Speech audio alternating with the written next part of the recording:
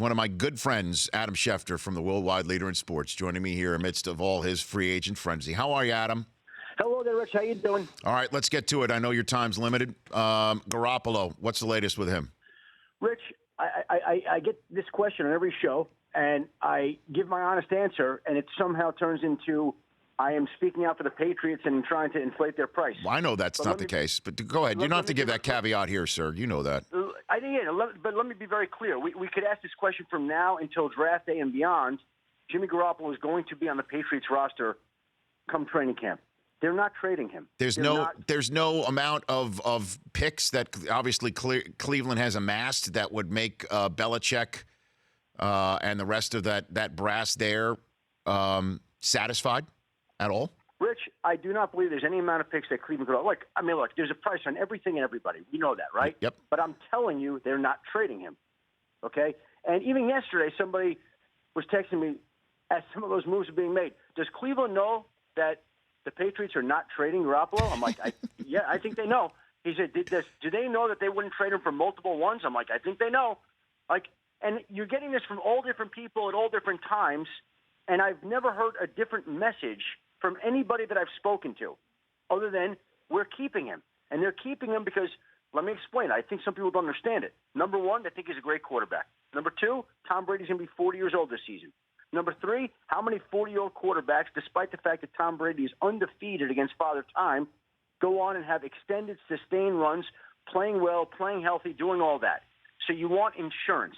You have insurance on your house. I have insurance on my house. The Patriots have insurance on their quarterback. That's what this is for the next couple of years. And so they're holding on to the guy. They could franchise him after the year. Mm-hmm. They could sign him to an extension that's friendly, that factors in Tom Brady's future, knowing that Tom Brady and Jimmy Garoppolo have the same agent. Yeah, I'm sure Jimmy Garoppolo is a competitive guy. He wants his chance. He wants to play. But he's also happy there. And they want him there.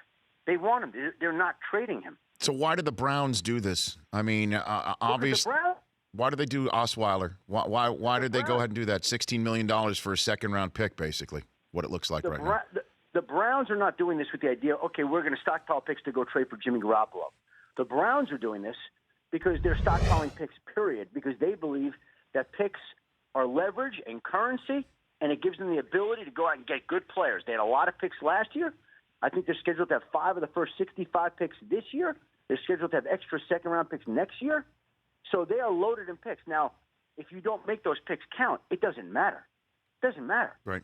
But they have a lot of extra picks. They've got Paul DePodesta, who comes from the analytics model, the Moneyball model, that you want to get these draft picks. They've hoarded them. They've stockpiled them.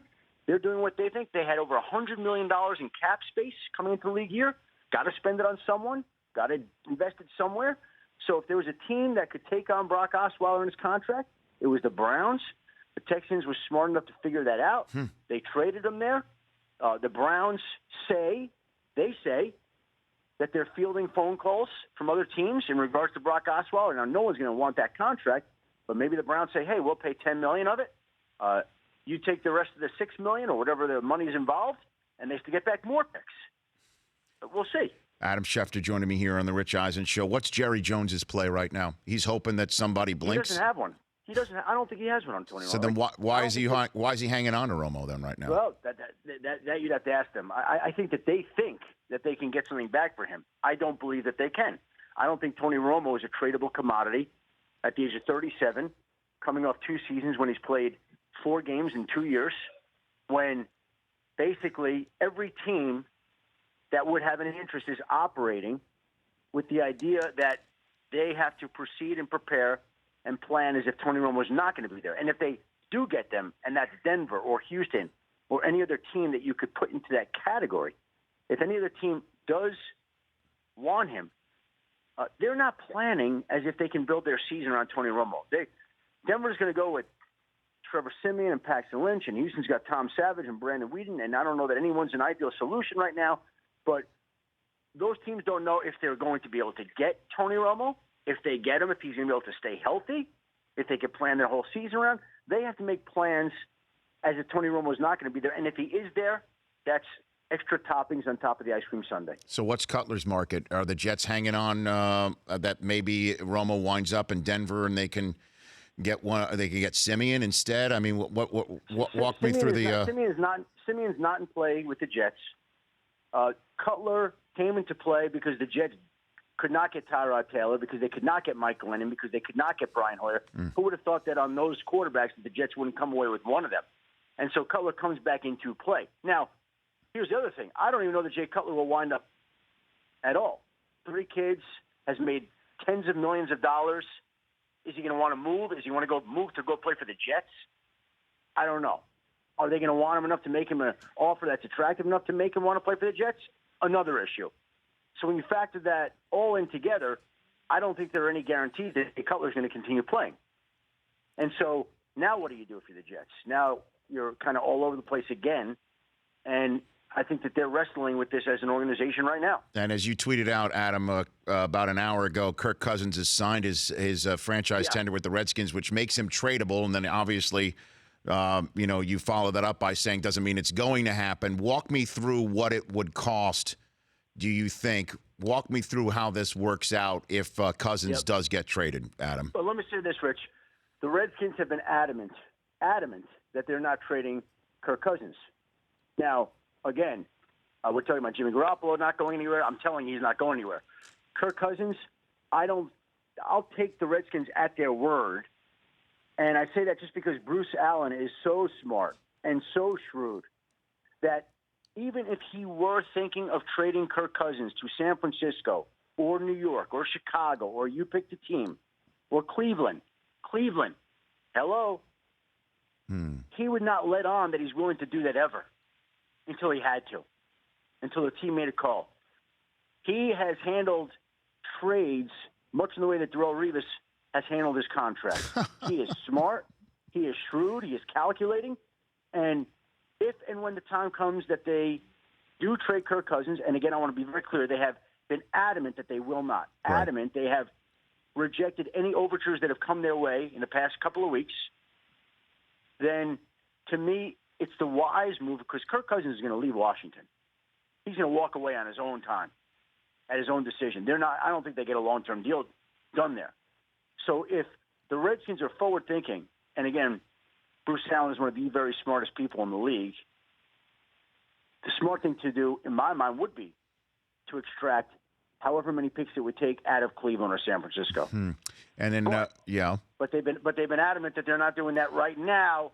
Although that one I'll believe when I see. I guess people have the approach to Jimmy Garoppolo that I have on the Washington Redskins. Well, in that regard, Adam, in the minute I have left with you here, I mean, so Garoppolo. By the way, I don't want anyone to think I'm driving up the price on Kirk Cousins either, Rich. Look, Adam, you don't have to say in these parts. You know how I feel about you, and you are unbesmirchable. I know you. I mean, I know what you've done professionally to make sure that you don't feel anybody thinks that you have even been.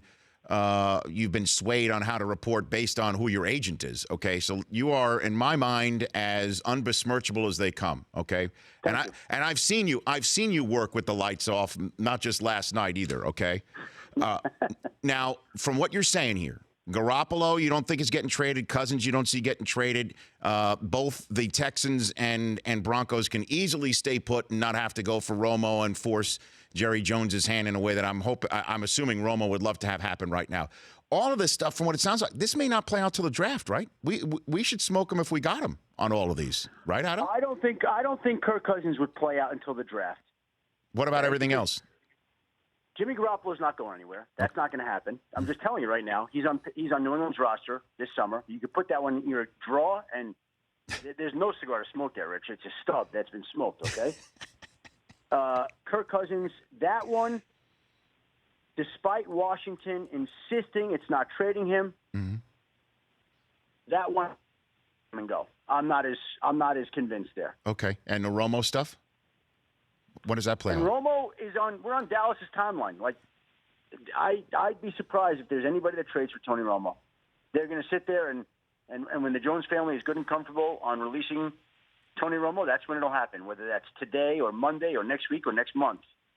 But I can tell you that nobody I've spoken to is in any rush to go give up a draft pick for Tony Romo, and nobody's going to make a move on him like that. I'm just telling you. All right, Adam. You take care.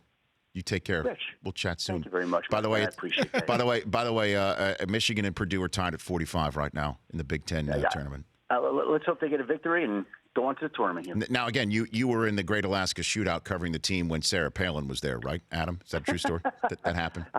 I never had any interactions or experiences with her, Rich. Okay, but you did see Russia from the tournament, correct? I did, yes. I did. Okay, very good. You take care. Absolutely. Okay, that's Adam Schefter, the man himself. The Rich Eisen Show, weekdays at noon Eastern on Audience.